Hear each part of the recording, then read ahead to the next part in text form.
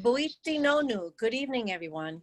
My name is Dr. Darlene Flores, Daka Taíno. I am a Taíno Native American woman and an enrolled active member of Higuayagua Taíno of the Caribbean. I'm a veteran of the United States Army.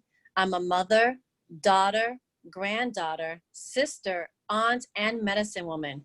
Most importantly today, I'm a resident of Newton, Massachusetts. Today, I am here to speak again to the council members to stop the celebration of Christopher Columbus Day and to change it to Indigenous Peoples Day. Having grown up here in Newton, I remember the myth that was taught to me in school. This left me confused about my own identity, ashamed and invisible. Today, I'm not speaking about the facts of who Christopher Columbus was, nor am I speaking about the particulars of what he did, but I'm here to speak about the damage that this has caused and the ancestral pain and generational trauma that continues to this day. When does genocide or blatant racism warrant a celebration? I am here to tell you that the Newton of today should not have any tolerance for this. Our youth, the youth of the descendants from the Caribbean, deserve more than this. This past week has been difficult, as it always is this time of year for Taínos, especially Taínos in the diaspora. Common questions asked by school-aged Taíno children are, why aren't Taínos mentioned in any conversations regarding 1492 and Christopher Columbus? Why are they still saying that we do not exist? Why are we conveniently left out of the history books taught in school? What is this purpose but to make us feel less than? It is only until recently that due to the efforts of our people becoming historians, educators, scientists, that we have made this more public knowledge to stop the romanticized version and to stop with the lies. I am here to tell you that this must end. Our children are not unworthy, invisible, or irrelevant. Taínos should be celebrated for their achievements and resilience. Taínos were the first to suffer from the direct contact of this man. I am sure that after speaking with you over 2 weeks ago, you all had time to do some of your own research. And maybe it was new to you to learn that he never landed on US soil, and that in fact, some of the atrocities that were committed under his watch were too gruesome to ponder. Now think about the psychological effects that this plays on our children that are aware of the truths, that sit side by side your children. I am asking all of you to keep an open heart and mind and not continue to play a part in this trauma, but to be our allies in truth and justice so that we can all start the process to allow our spirits to heal and maybe change the transmission of this generational trauma. Ha home, thank you. Sanekwa Kakona, abundant blessings.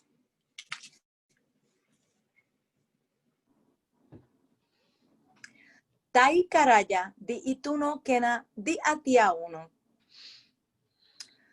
Di iri Chali'Naru, hahom bomatum.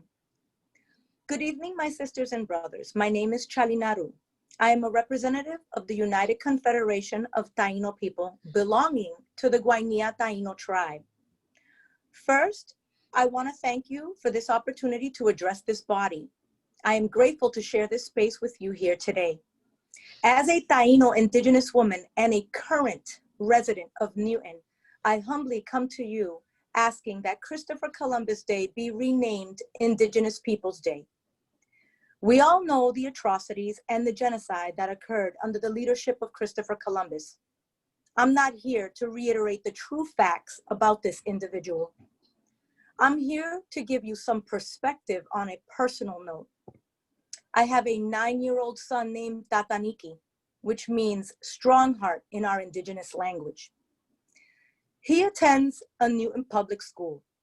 My son has been living our indigenous ways and taught the truth about Christopher Columbus since he was born. When he started public school in kindergarten, he became a target.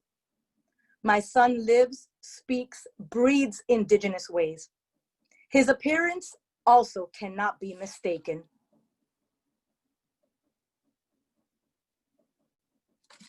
He has long hair, red skin, and dances to the heartbeat of the drum.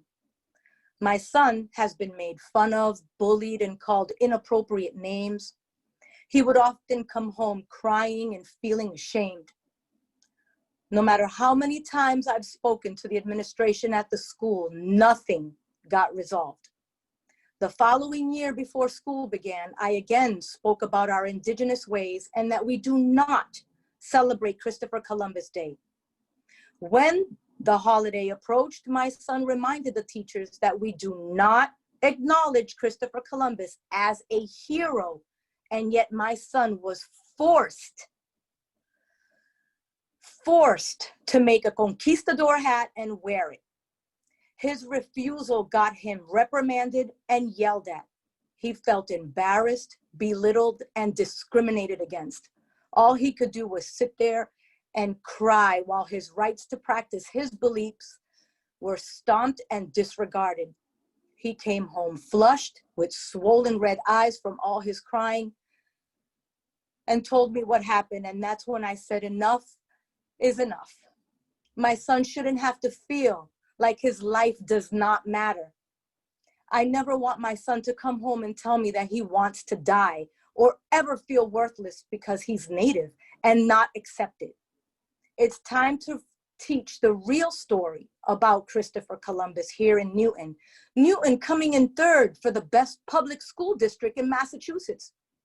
This adjustment, not only will it change his story, but it will also prove that we, the citizens of Newton, will not tolerate discrimination, racism, or any other form of hate.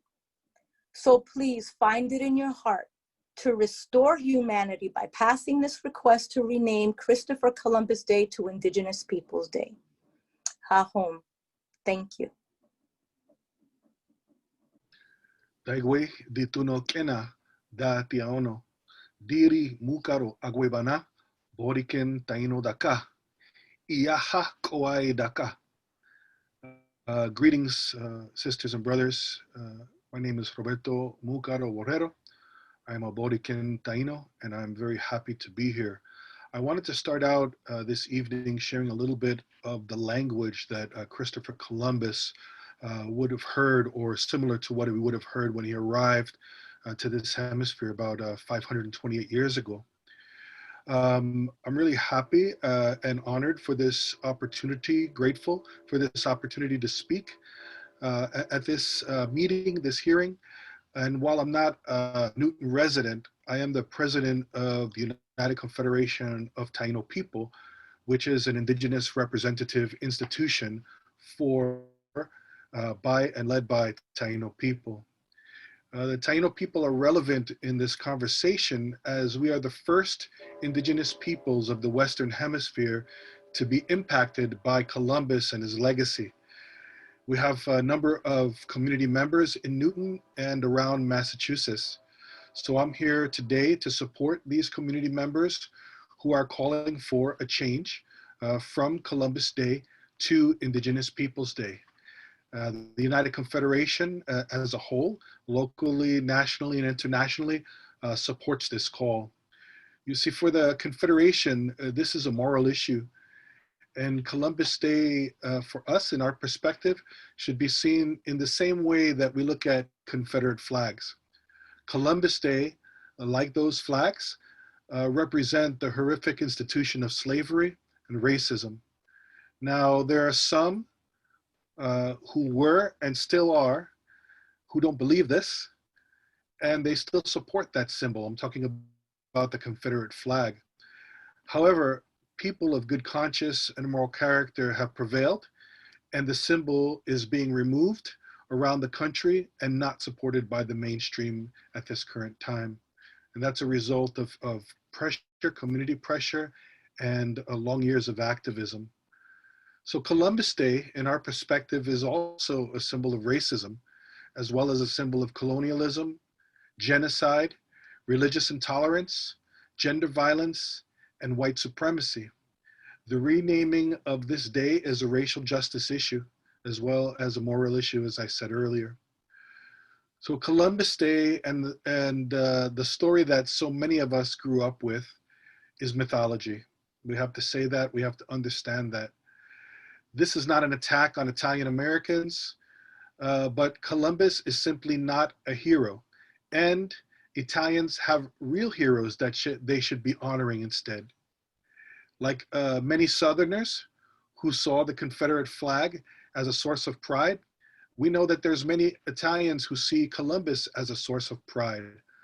However, if they are truly attached to that symbol of Columbus because of previous discrimination, they should then also see that their pride does not supersede our community's pain. Finally, it should be noted that Black people also have no reason to celebrate Columbus. He initiated the transatlantic slave trade, so Columbus was, and this is a fact, a slave trader. Is this really the legacy that Newton wants to promote? It's the view of the United Confederation of Taíno people that it's time to do the right thing in Newton and everywhere else around this country and throughout the Americas and move away from racist icons like Columbus. This is about basic human rights. This is about our ability to rise up in equality and equity as human beings on this earth. So in closing, the UCTP, or the United Confederation of Taíno People, reiterates our support for community members, other Indigenous peoples, and our allies who are calling upon Newton to change Columbus Day to Indigenous Peoples Day. Hahom, thank you.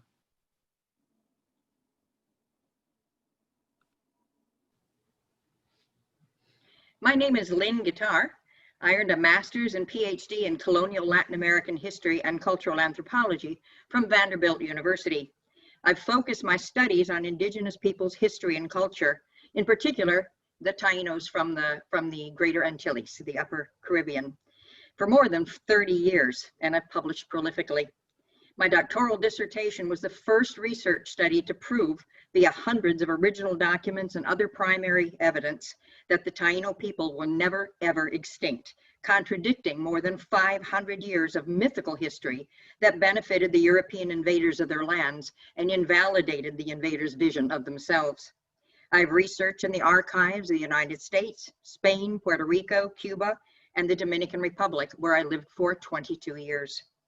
I'm an adopted member of the Higuayagua Taino of the Caribbean tribe and a member of both their Chiefs Council and Council of Grandmothers. I live today in Central Florida. I'd like to start my support of the name change from Columbus Day to Indigenous Peoples Day by saying that the real discoverers of the Americas were not Christopher Columbus and the motley crews of his 3 Spanish sailing ships in 1492.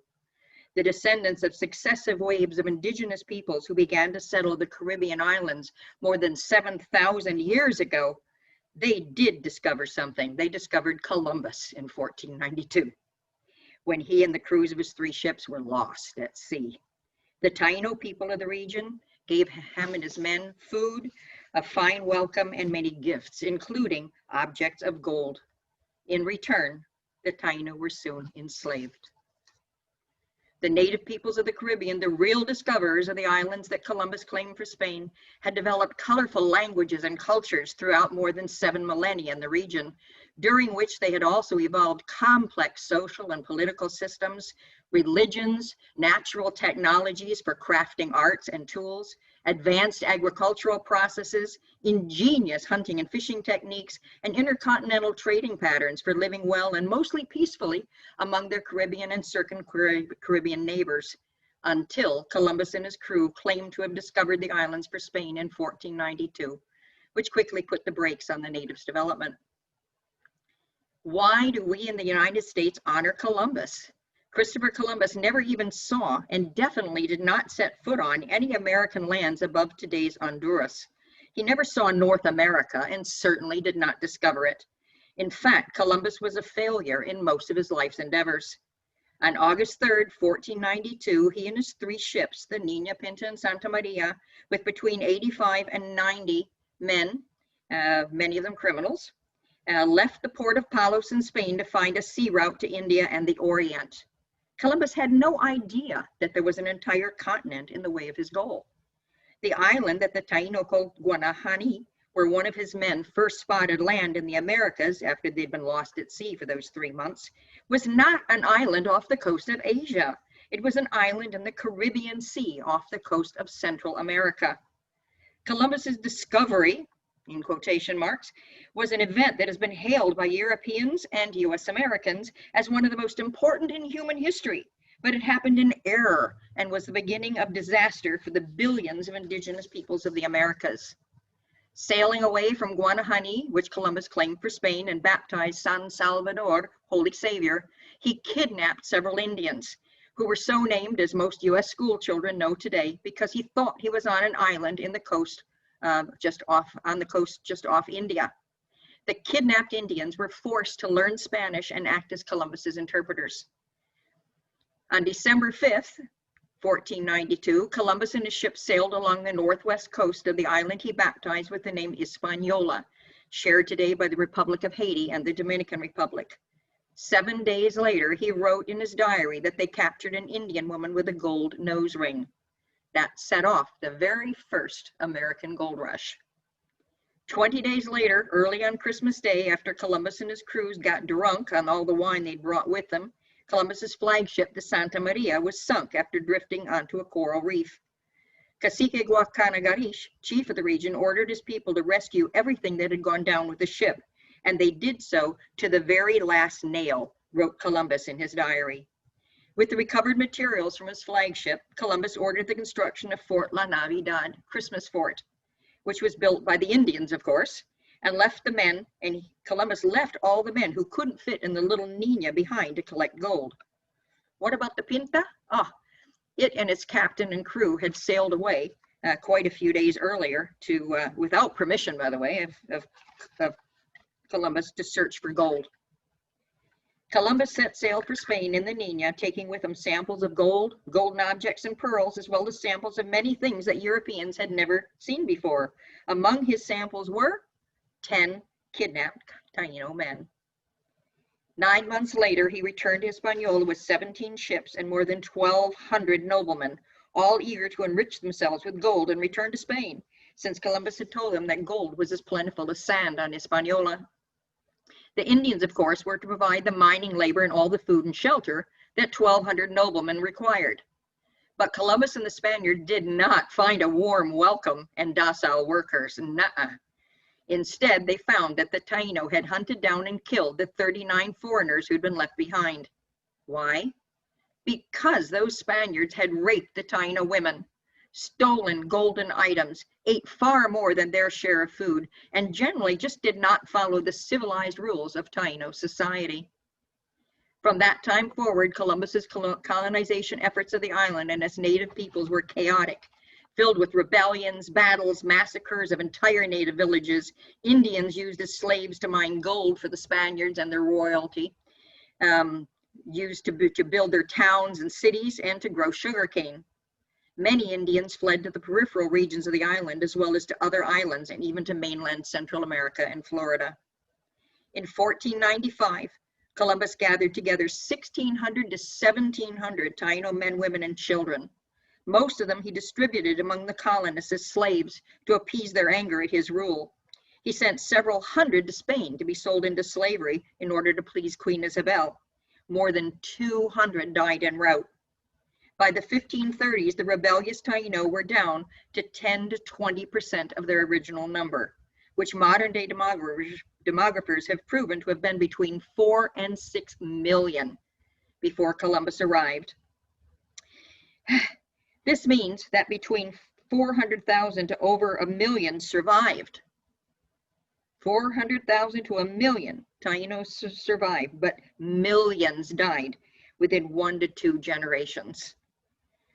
In addition to battles and enslavement, what killed so many millions of natives? It was not physical weakness like many Spaniards wrote.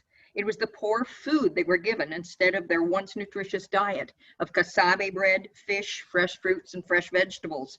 But principally, it was exposure to disease, germs, and viruses that they were the Spaniards' invisible allies. And the indigenous peoples of the Americas had no inherited antibodies to them like Europeans, Africans, and Asians had accumulated during thousands of years of trade. As for Columbus, even though he was granted the noble titles of Admiral of the Ocean Sea and Governor of the Indies, he spent the rest of his days in the islands fighting with the Spaniards he was supposed to govern, as well as with rebellious Indians. His only relief was when he was exploring other islands and coastal regions of the northeastern, central, and South America, leaving his brothers to fight his battles for him with both the Taíno and Spaniards. Columbus and his brothers were recalled to Spain in chains for their inability to manage Spain's growing royal lands and people in the New World. Queen Isabel did forgive Columbus and his brothers, but Columbus was never again a man of power and fame. In fact, Columbus was a laughingstock in all of Spain. His sons and grandsons spent decades just trying to convince Spanish royalty to grant them the benefits that their father had been promised for his discoveries. Nonetheless, despite all the indigenous deaths from poor food, overwork, battles, horrifying abuses, and worst of all, diseases to which the indigenous peoples of the Americas had no inborn immunities, the natives of the Caribbean and across the rest of the Americas have survived to the present day. They do not live exactly as their ancestors did. They evolved. All living people and living cultures evolve. But they and many aspects of their original language, beliefs, and cultural traditions have survived to the present day. Now an increasing number of Caribbean people, many of whom did not even know about the indigenous blood flowing in their veins because of the myth that their ancestors were all killed off by the 1530s or 1550s, are discovering their indigenous genes and roots, along with Northern, Central, and South American indigenous peoples. And they are demanding that their ancestors, their histories and cultures be recognized and honored. They certainly deserve honors after all the horrors committed against them these past 500 plus years by the foreigners who stole their native lands and killed off or enslaved so many of their ancestors. Even today, the Native American natives, instead of being honored as the first people of our lands, are looked down upon by many as inferior to those Americans of European descent. So again, I ask, why do we honor Columbus, who was such a failure in his own time? It's because one of the most famous of American romance novelists wrote a biography of Columbus in 1828 that painted a picture of Columbus as an heroic character.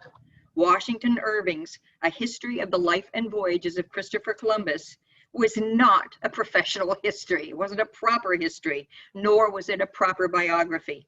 The author was a romance writer. The biography was romantic historical fiction. In conclusion, Columbus is no hero. Columbus sacrificed the indigenous peoples of the Americas in his futile attempts to build fame and fortune for himself and his family. Indigenous peoples of the Americas, however, these were the true heroes, and they still are. Thank you.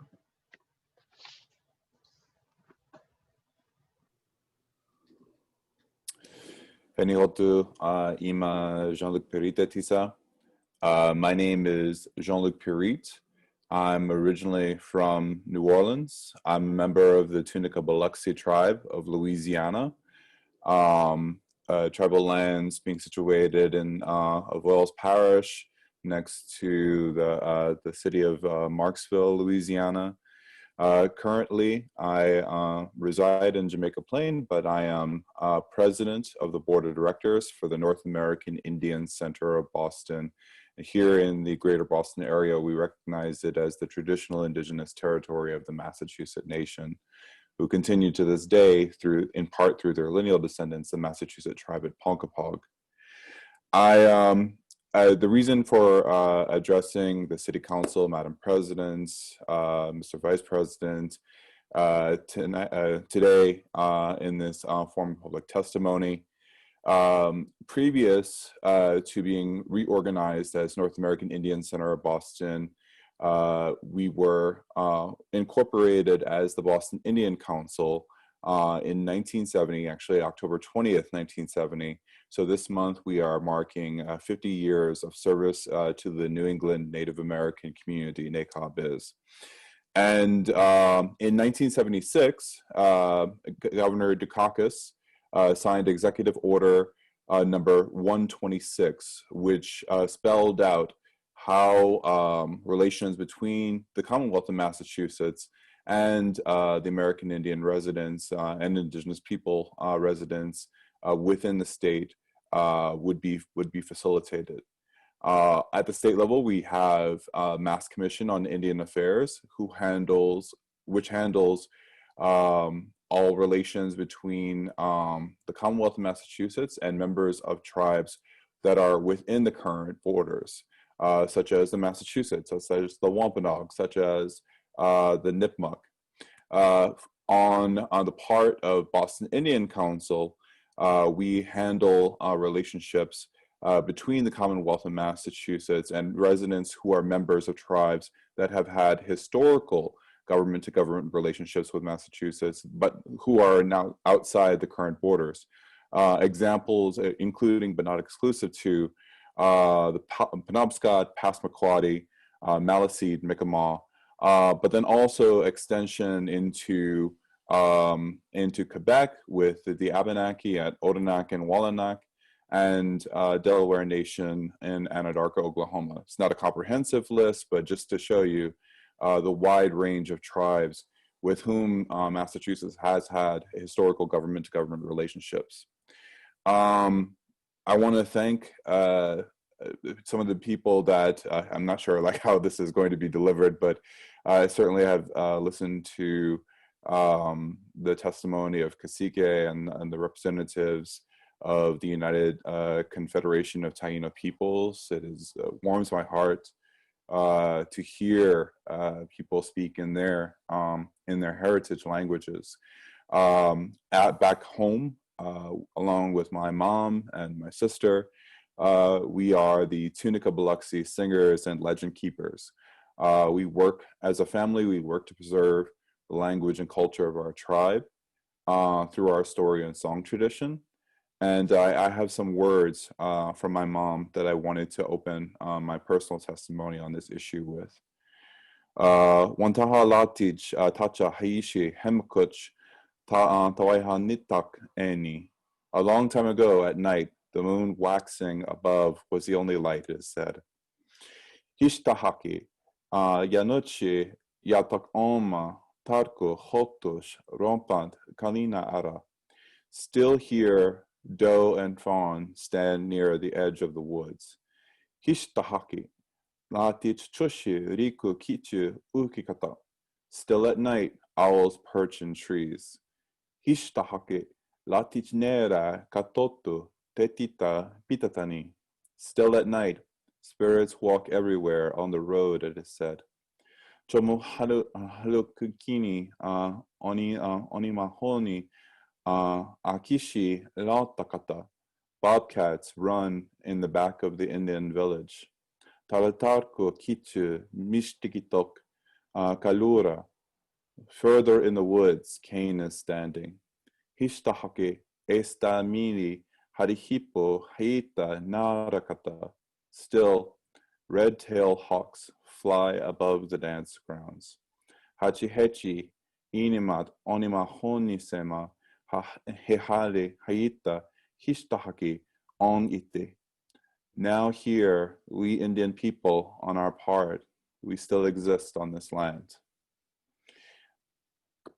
My family has worked to preserve the language and culture of our people, and our last fluent speaker of Tunica passed away in the 1950s. So it has been that intentional work, often out of pocket, to preserve not only our language, our vocabulary, but in our way of knowing, our indigenous science, our worldview, our perspective, our cosmovision, which informs the way in which we move through this world and which we care for our own lands. Again, I cannot say how much it warms my heart to be here with representatives of the Taíno people. As I'm recording this, Hurricane Delta has passed through the Yucatan Peninsula, past the lands of the Maya, who still continue on those lands, and is heading towards Louisiana along the Gulf Coast of the Gulf of Mexico. It has been a highly active hurricane season, and I just really want to emphasize that because currently, right now, some of my cousins, tribes that are not recognized by the federal government, live along the Gulf Coast of Mexico, especially the Ile de Jean Charles band of Biloxi, Chilamacha, Choctaw, who have lost 98% of their land since the 1950s, and have become one of, if not the first, climate change refugee community within the world. But we're not alone by feeling the effects of climate change, by feeling the effects of the inaction by the United States to address climate change. We empathize with the Alaska Native villages, and of course, the representatives of the United Confederation of Taíno Peoples. I feel very connected to you in this moment because we're both living away from our traditional lands. We have homes here, of course.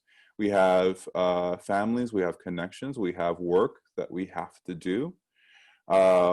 But we are often called back home. Our minds, our hearts, our spirits are called back home, especially in these times of superstorms and climate change affecting the lands which ground us, which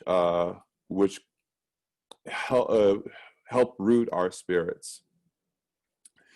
I wanted to just, in the way of historical grounding, almost 50 years after Columbus landed in the Caribbean in 1541, the Hernando de Soto expedition made its way up to the eastern bank of what we now call the Mississippi River, and it came upon the province of Kiskis, and this is an ancestral province of mine. So from that expedition, I have this description which was given by Inca Garcilasco de la Vega, describing the Kiskis province in 1605. Off to one side of the town was the dwelling of the chief. It was situated on a high mound, which now serves as a fortress. Only by means of 2 stairways could one ascend to this house. The lord of the province, who like his land was called Kiskis, was now old and sick in bed, but on hearing the noise and confusion in his village, he arose and came from his bedchamber. Then, beholding the pillage and seizure of his vassals, he grabbed his battle axe and began to descend the stairs with the greatest fury. In the meantime, vowing loudly and fiercely to slay anyone who came onto his land without his permission. But the memory of the valiant deeds and triumphs of his bellicose youth and the fact that he had held sway over a province so large and good as his gave him strength to utter those fierce threats and even fiercer ones.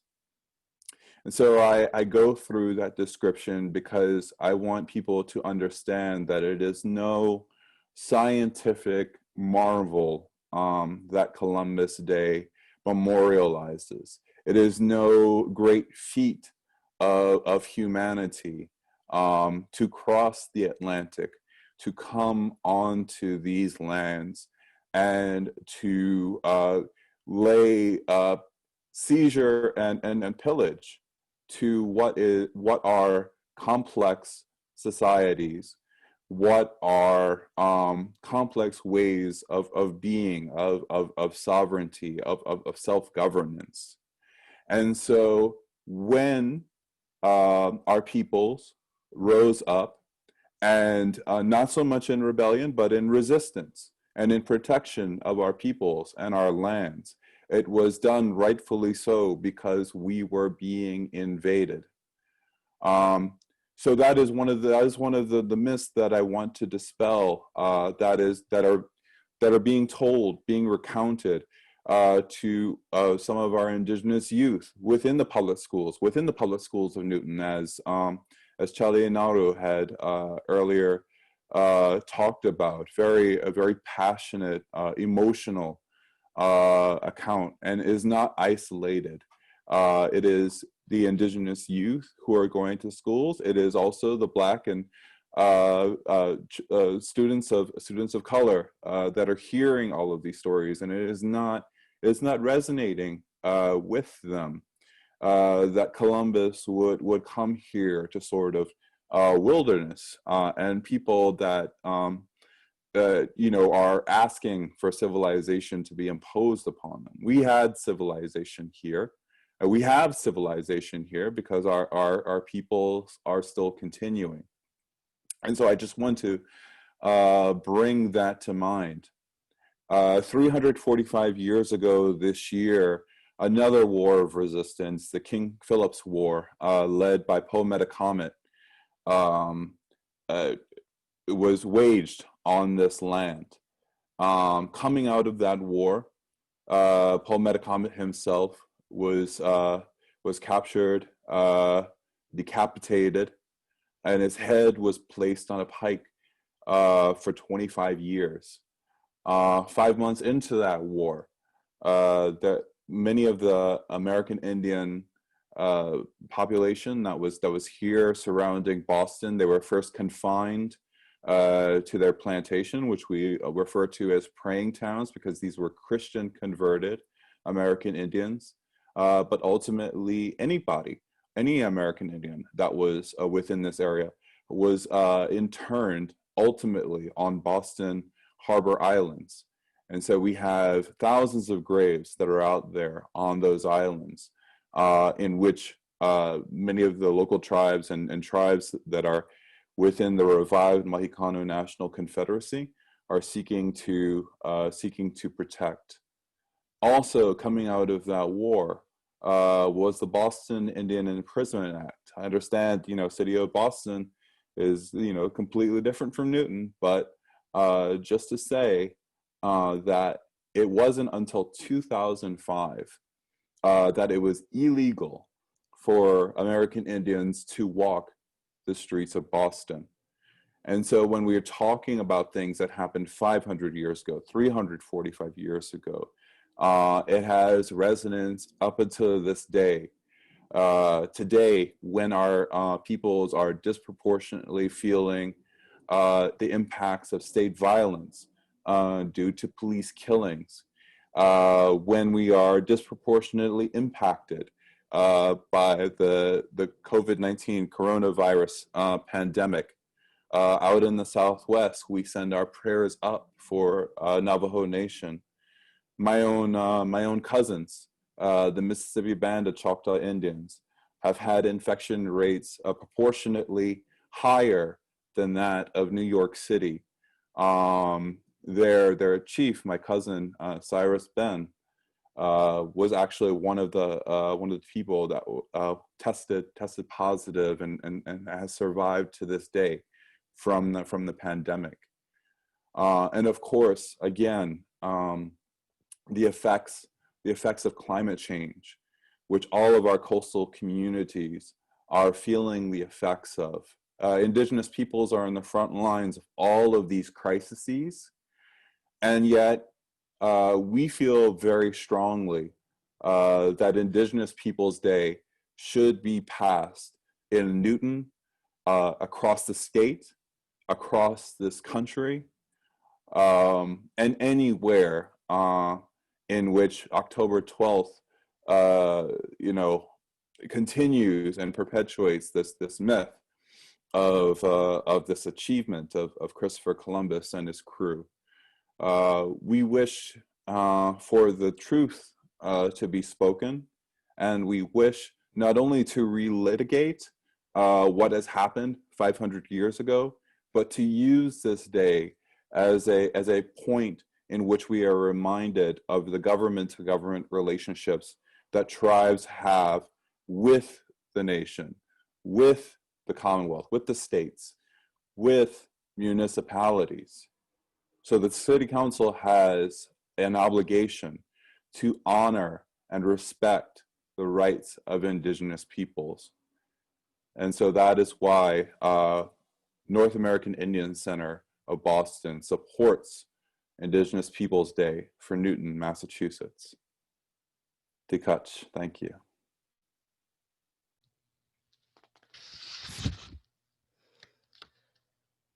Taietu, Wash Day. Good evening. Matoia Imikiab. My name is Mahtowin Munro, and I am Lakota. I am the co-leader of United American Indians of New England, as well as the lead organizer for the statewide Indigenous Peoples Day efforts. In addition to all the education we have provided, both from this testimony and in writing, about why Columbus should not be celebrated, I wanted to speak to you about Indigenous Peoples Day and what it means. It's not a new idea. Indigenous people have been asking for this day to replace Columbus Day since at least the 1970s. Berkeley, California was the first to start honoring it in 1992, the year of the Columbus Voyage quincentennial. And every year, more and more cities, towns, and states have listened to Indigenous voices and chosen to take this step. Indigenous Peoples Day, to be clear, specifically replaces the Columbus Day holiday on the second Monday in October. The day changes the conversation from Columbus and all of the Europeans who would follow to Indigenous history and our continuing presence on our lands. We are asking for this day that has profound historical significance and consequences for millions of us throughout the Americas, as a small but symbolic step in addressing and remedying the centuries of oppression and genocide we have faced, and as an acknowledgement of the fact that everyone here is indeed living on Indigenous land. We need Indigenous Peoples Day in order to educate the public about Columbus, and also, even more important, to educate the public about the Indigenous past and present of where they live.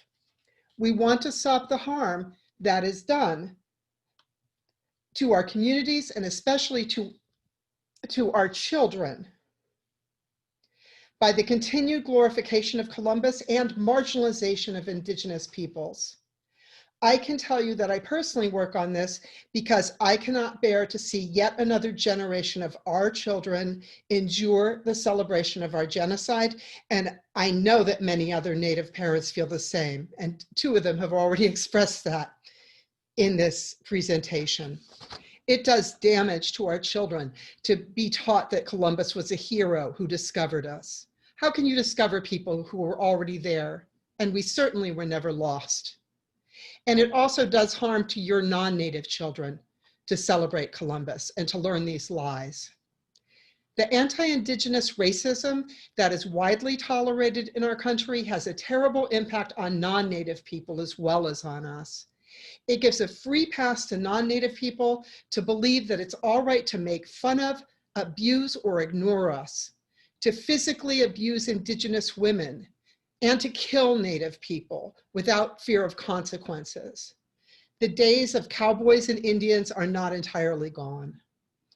A primary factor that we are countering with Indigenous Peoples Day is our erasure. Indigenous peoples are virtually erased in mainstream media, government statistics, and in many discussions of equity and racism. A recent poll showed that 2/3 of non-Natives did not personally know an Indigenous person, and 40% thought we were extinct. Indigenous people rarely appear in the media except as stereotypes. Few non-Natives in Massachusetts have considered the history of the area where they live prior to European colonization, and often do not even know the name of the tribal nation on whose traditional lands they're living. Our erasure is so nearly complete that 87% of high school history textbooks in the US do not mention Native people after 1890. Non-Native people are sometimes surprised that we dress in regular street clothes and do not live in teepees. Due to stereotypes, they expect us to appear in buckskin and feathers with long black braids because we are not viewed as being modern living humans, but rather as Hollywood stereotypes or dinosaurs of some type. You may be surprised to learn that 75% of us do not live on reservations. We live all over the place, including right here among you. There are now 574 federally recognized tribal nations in the United States, with many more tribes that are state recognized. I say nations because we are members of distinct nations, many of whom have a nation-to-nation treaty status with the US or Canada. There are also millions of Indigenous people here from Canada, Mexico, El Salvador, Guatemala, and other countries. Most of the migrants whose children have been stolen from them by ICE are Maya families, many of whom do not even speak Spanish. Those of us who are Indigenous, Black, and other people of color to this country, we know how difficult it can be to speak to our children about the ongoing racism they will have to face, whether it be symbols such as a Confederate flag, or police abuse, or discrimination in education and hiring. As a parent, I have found it so painful over the years to have my children look at me and ask why people are celebrating Columbus, even when they know he was a bad guy. Why teams have names like the Washington NFL team, or towns here in Massachusetts have soccer team logos with a soccer ball flying out of a native head. Why non-native people think it is okay to make fun of us. Why our people remain so impoverished and unvalued in our own country. Why white people scream, "Go back to your reservation," when I stand up for our rights. These are questions that are hard to answer because I don't want to just tell them that non-native people just don't care about us, but they feel that. And all of this leads to trauma in our children. It can lead to their giving up. It can lead to their feeling completely alienated from a society that refuses to honor their people in any way. And it can lead to substance abuse and other issues. Nationally, a high percentage of our youth do not graduate from high school. We also have low rates of young people going to and graduating from college, although we're working hard to change that. It's estimated that from 1960 through the 1980s, as many as 25 to 50% of Native American women were sterilized without informed consent. This sort of sterilization happened in Canada and Puerto Rico and Peru and other countries too. A huge swath of future generations of our Indigenous people was never born as a result of anti-Native public policies. Another report found that Native children are 3 times more likely to be held in juvenile detention and 2 times more likely to be transferred to adult prison than whites. 70% of the juvenile population that is committed to the Bureau of Prisons are Native.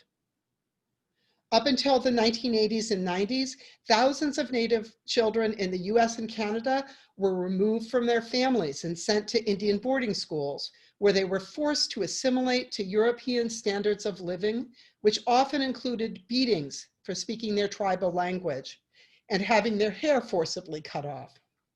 Physical, psychological, and sexual abuse were extremely high in these schools. Children were starved and had medical experiments conducted on them. Families and tribal communities were devastated. This and many other things has caused intergenerational trauma for us.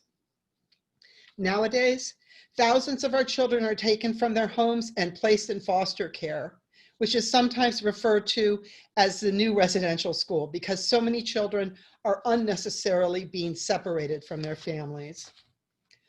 Due to legal attacks on the Indian Child Welfare Act, many of us fear that we will return to the days when about 1/3 of our children were removed from their families and adopted into white families. The US has such a high overall living standard, yet at least 13% of Native families in this country do not have tap water or a toilet. and many more do not have safe drinking water. Navajo babies in some parts of their reservation are born with uranium in their tiny bodies because the water is so contaminated due to generations of outside mining companies exploiting the natural resources there. I know that some of this information may be upsetting for you to hear, and it's upsetting for me to speak about, but we have had to live it, not just hear it.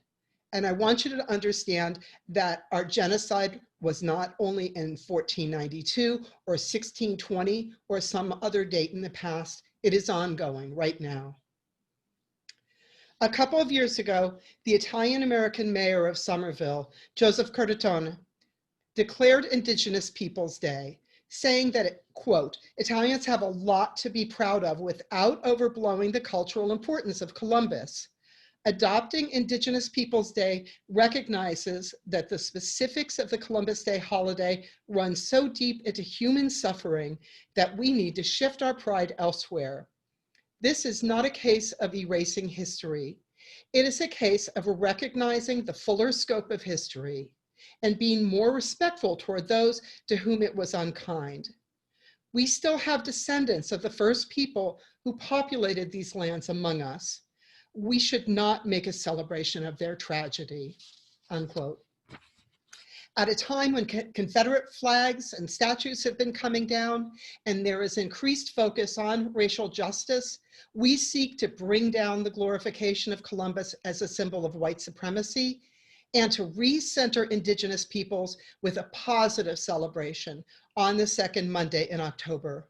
We ask you to have the courage to make this change in your city. Thank you, Wopila.